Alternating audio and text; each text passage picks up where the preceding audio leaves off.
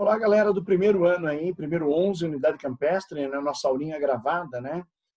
Nós havíamos conversado na aula que, em função do problema técnico da semana anterior, nós havíamos perdido uma aula aí de mercantilismo que nós postaríamos e deixaríamos aí à disposição para vocês acessarem essa aula, assistirem essa aula e discutirem um pouquinho do que foi o capitalismo comercial que surgiu a partir do final da Idade Média, início da expansão marítima das grandes navegações ali. Nós vamos dar uma discutida rápida, pontual, do que foi o mercantilismo ou conhecido como capitalismo comercial.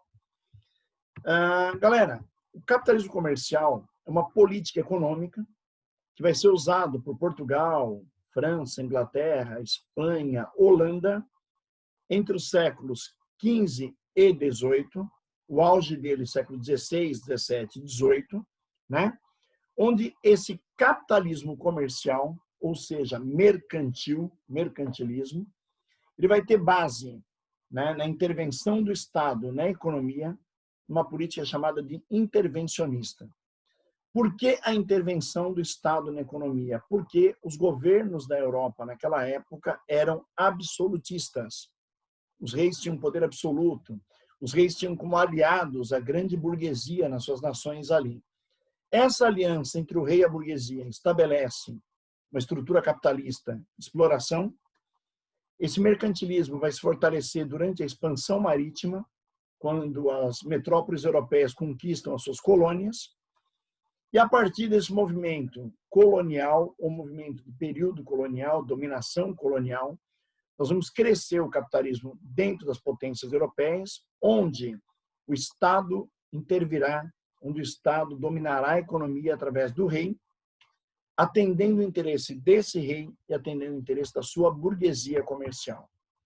Bom, qual é a base do pensamento mercantilista? Primeiro, acabamos de falar, a intervenção estatal na economia.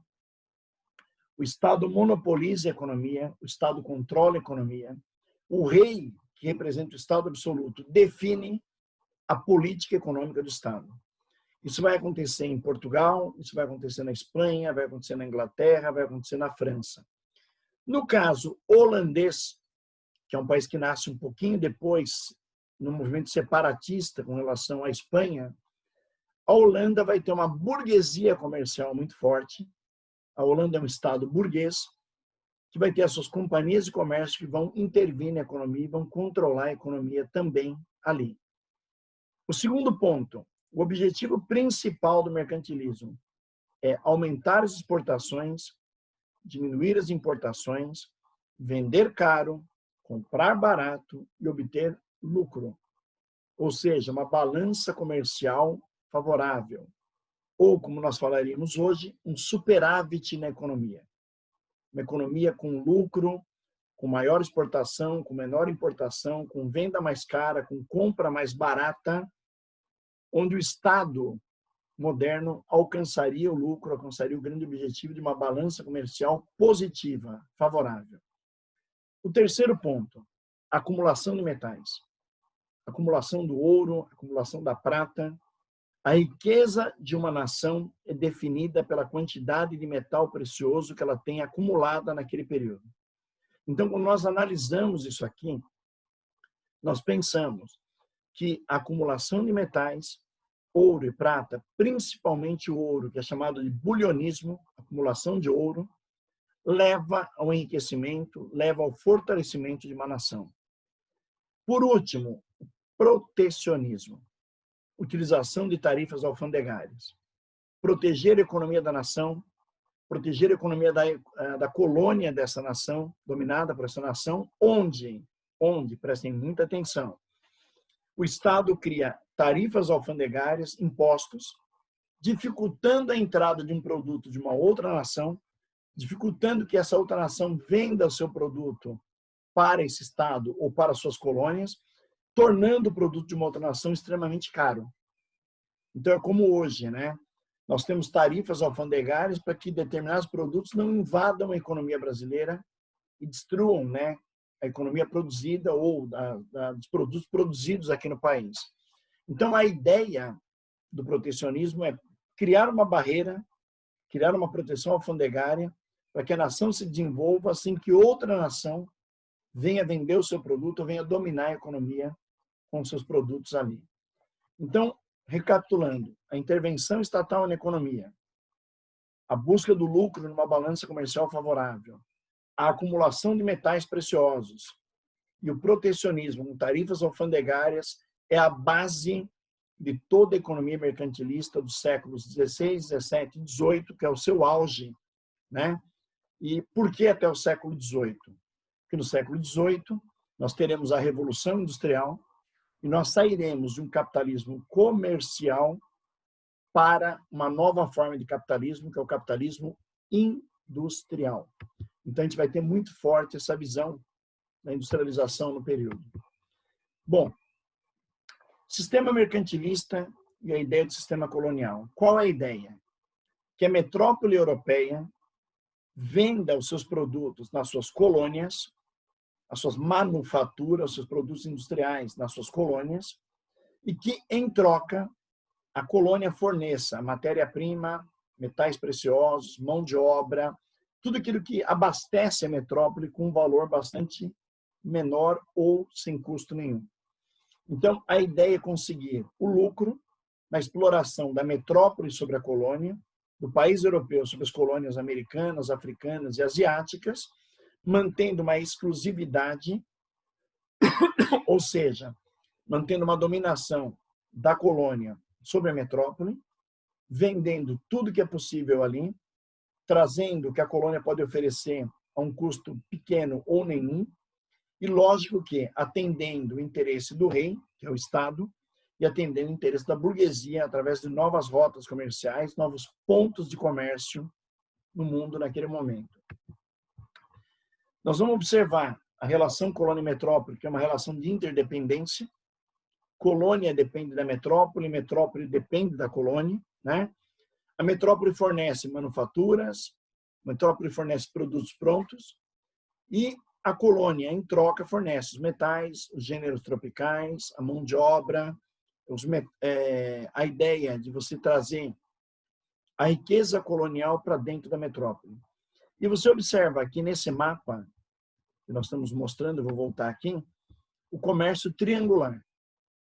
A relação entre a Europa, a América e a África. E você vai perceber que os europeus vendem, né, para os americanos produtos manufaturados, tecidos, ferragens, né, equipamentos aqui. Em contrapartida, os americanos que vivem aqui, entre o Caribe e Estados Unidos, né, vão produzir melaço, açúcar, rum, que vai para a Europa e vai para a África, e a África fornece mão de obra escrava para a região. Então, há uma relação de dependência entre as metrópoles europeias, as colônias da África, que vão fornecer escravos, mão de obra, e as colônias da América, que vão fornecer produtos tropicais, metais, que a gente observa ali. Essa relação de triângulo comercial, ela está toda fechada no Oceano Atlântico, dá uma olhada. Todo o comércio passa África, América, América, Europa, Europa, América, América, África, África, Europa, né? Uma característica de triângulo comercial dentro da região do Atlântico. Então, ele se torna o mar mais importante do mundo nesse período do século XVI, XVII e XVIII aí. Pacto colonial, o que é isso? É a dominação de uma metrópole sobre a sua colônia. A dominação econômica, a dominação política, a dominação social, onde a metrópole vende tudo que ela tem por um preço muito barato e compra tudo que a colônia, né, vende tudo que ela tem por um preço barato e compra da metrópole tudo que ela produz nas suas manufaturas, nos seus produtos feitos nas fábricas europeias ali, né? O comerciante burguês tem um violento ao comprar o gênero tropical barato, a mão de obra barata nas colônias e vender por um preço muito caro, né, dentro da Europa. Em contrapartida, né, os colonos são obrigados a comprar produtos da metrópole pagando o valor que a metrópole exige ali. Isso gera lucro para a metrópole, isso gera domínio econômico, isso gera retirada de metais, isso gera toda a questão que nós discutimos aí no início da aula sobre a dominação colonial e sobre a estrutura do mercantilismo, do comércio naquela época ali. O mercantilismo em cada país se apresentou de uma maneira diferente. O mercantilismo espanhol era bulionista, acumulação de metais preciosos. A Espanha era uma especialista em acumular ouro e prata, tirado aqui dos mundos, né, Inca, Maia e Azteca aqui da América. Então, a riqueza espanhola veio da exploração do índio, Azteca, Inca e Maia, né? A França, uma política colbertista, o nome vem do ministro francês Colbert, que criou essa política na França, né? Onde a França produzia manufaturas e onde a França comercializava os artigos de luxo. Galera, é época dentro da arte do rococó, da arte do luxo, da arte da ostentação, produzida na França, que será vendida para o mundo inteiro naquele período. A Inglaterra se especializa na produção têxtil, fabricação de tecidos, panos, roupas, que serão vendidas para o mundo inteiro. E ela se utiliza do algodão retirado das colônias do sul dos Estados Unidos, que eram colônias de exploração naquele período. A Holanda constrói grandes companhias comerciais que vão financiar, transportar, distribuir açúcar e escravos pelo mundo. A Holanda vai ser uma grande vendedora, uma grande produtora, uma grande financiadora de açúcar e de escravos, né, que ela vai vender pelo mundo. E a Holanda, né, andou aqui pelo Brasil no século XVI para o XVII ali, quando os holandeses invadiram o Brasil, não aceitando lá o Tratado de Tordesilhas, né, entrando em choque com os espanhóis que dominavam o Brasil naquela época. Nós vamos entender isso nas próximas aulas aí, durante o período chamado de União Ibérica. E a Holanda viveu aqui por alguns anos no Brasil, explorando o açúcar brasileiro, através da Companhia Comercial das Índias do Ocidente, né? E que nós vamos também dar uma analisada nela ainda esse ano. Então, espanhóis com ouro, a prata, a França com o luxo e as manufaturas, a Inglaterra vendendo seus panos, roupas e tecidos pelo mundo, e a Holanda comercializando açúcar e fortalecendo a ideia do tráfico negreiro, né? Faltou Portugal. Portugal usa o mercantilismo tradicional, baseado na exploração da riqueza da colônia até o esgotamento da riqueza, ou seja, Portugal nada produzia, Portugal apenas tirava das colônias e ganhava dinheiro com isso, né? Acumulava capitais com isso. Portugal parecia acreditar que a riqueza colonial era inesgotável, ou seja, Portugal exploraria a riqueza das colônias de uma maneira infinita, né? E quando a sua maior colônia, que é o Brasil, faz a independência em 1822, Portugal tem a maior perda econômica da sua história. Por quê? Porque Portugal perdeu a galinha dos ovos de ouro, perdeu a riqueza que o Brasil fornecia para ele e que Portugal havia explorado, que foi em determinado momento para o Brasil, num outro momento o açúcar, num terceiro momento o ouro, né, o tabaco, o cacau, o algodão plantado no Brasil.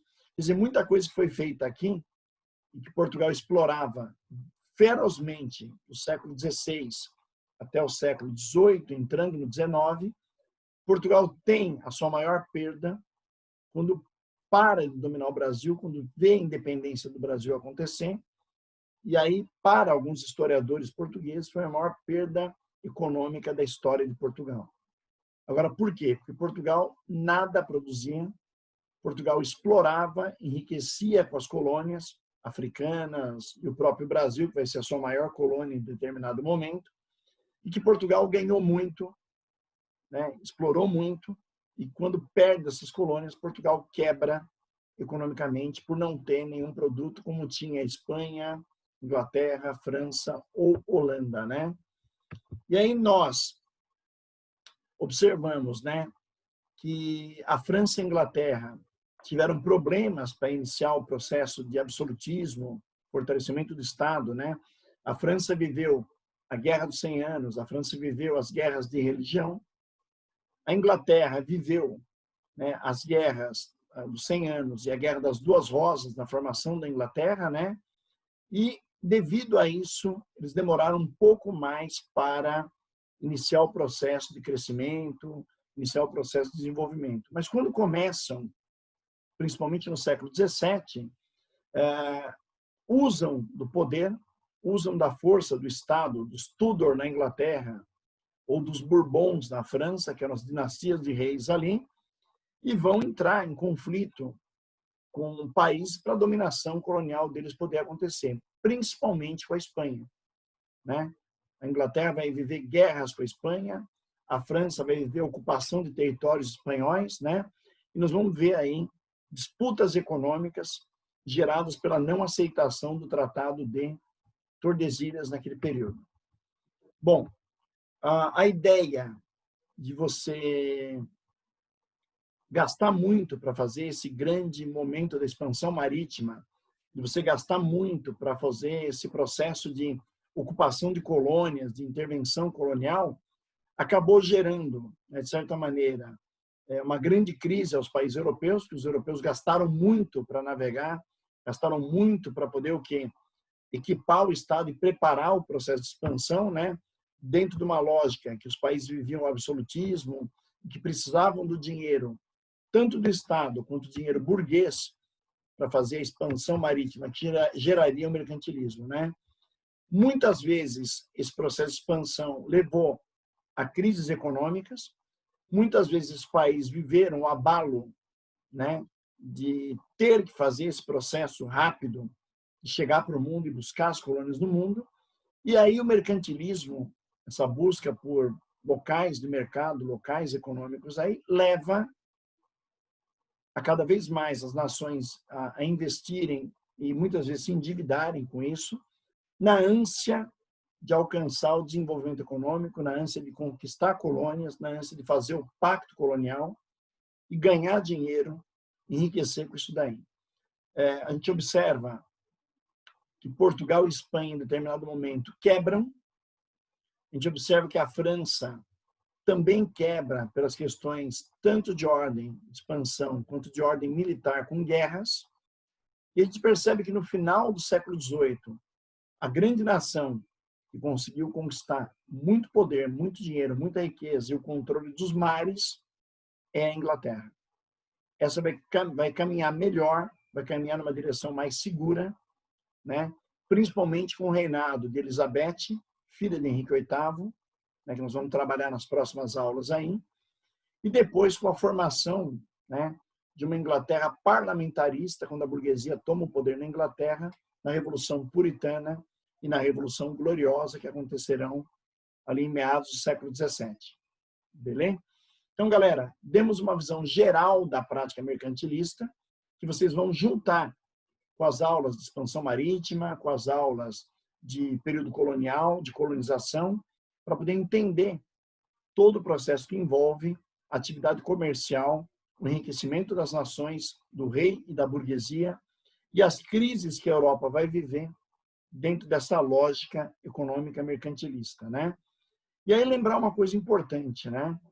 Que esse processo que vai até o século XVIII dará poder ao absolutismo, dará poder à burguesia comercial, e esses caminharão fortemente no poder até o século XVIII, até a Revolução Industrial, até as revoluções burguesas de caráter iluminista, que vão criar um novo modelo de capitalismo industrial a partir do século XVIII. Galera, agradeço aí a participação na aula.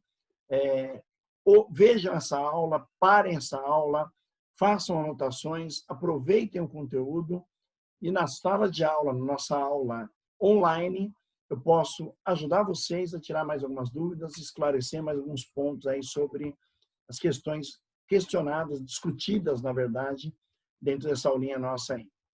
Obrigado por enquanto e até a nossa próxima aula. Um abraço a todos aí. Tchau, tchau.